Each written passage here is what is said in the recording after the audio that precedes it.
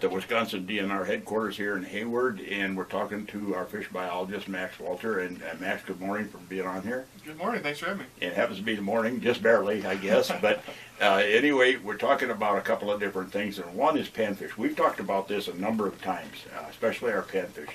And those of us that have been up here a long time, we've seen a slow degradation of the size structure of our panfish in a lot of lakes. And a lot of that is due to just pure and simple angler harvest. A lot of it is, isn't it?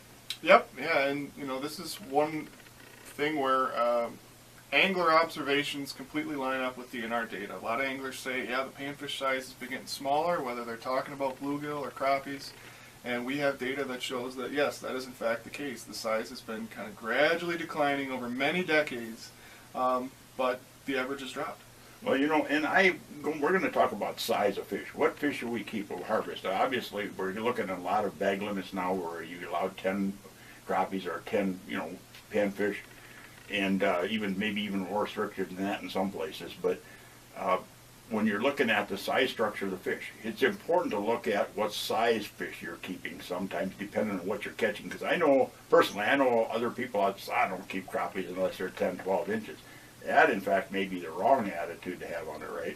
Right, and that's the kind of the mentality that we're trying to educate people about is, if you put a cap on your harvest, whether it's 8 inches for bluegill or 10 inches for crappies, those are probably the sizes I hear most common.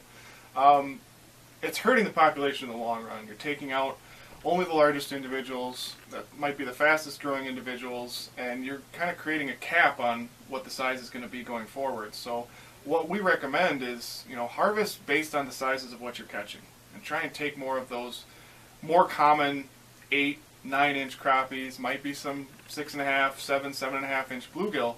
But what you're going to be doing by harvesting that way is reducing competition among those panfish that are at the most common sizes.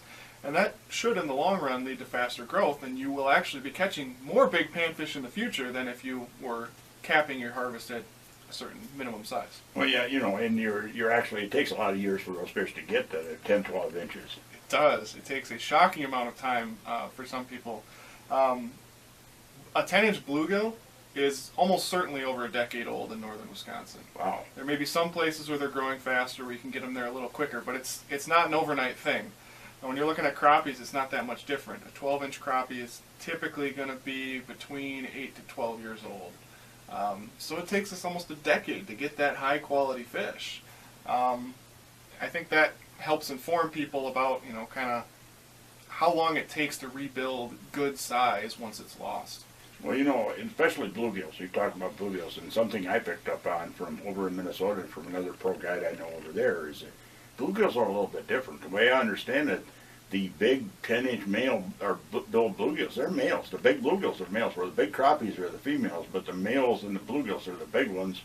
And according to what I pick up, I don't know, you tell me if I'm correct, those big males actually dictate the whole hierarchy of the size structure of the lake, and they keep the small males off the beds from the females, and basically when you take them out, you wind up with a lake full of little bluegills.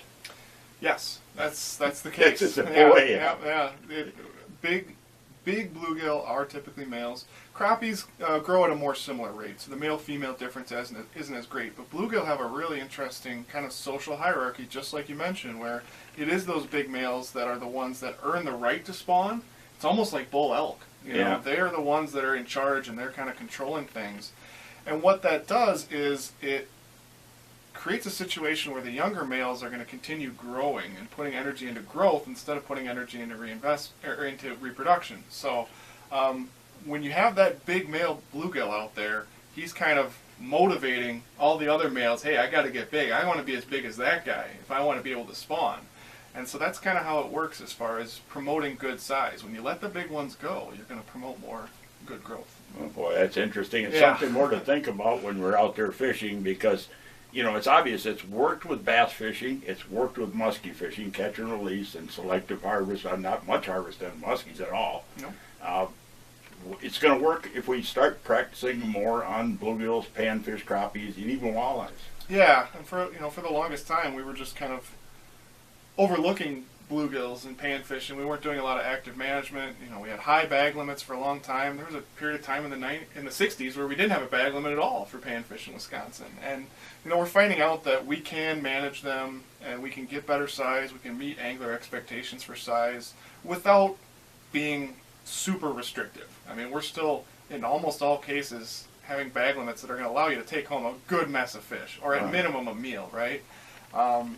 So that's the idea, is use those bag limits where they're needed, where we can improve size, and educate anglers about what they can do on their side of things. Yeah, contrary to what I've heard told to me many, many times, it's not that the lake is stunted with a bunch of fish that don't grow. They'll grow, but you'd have to watch what's harvested, because they're not in the lake long enough to grow. Yeah, true stunting is fairly rare, and it's usually something related to habitat and predators. And so, you know, that's something we'll work on the DNR side, but you know, the harvest side of things is typically what results in a smaller average size in panfish. Max, been a very interesting thing. I want to thank you for coming on here. You bet. Thanks.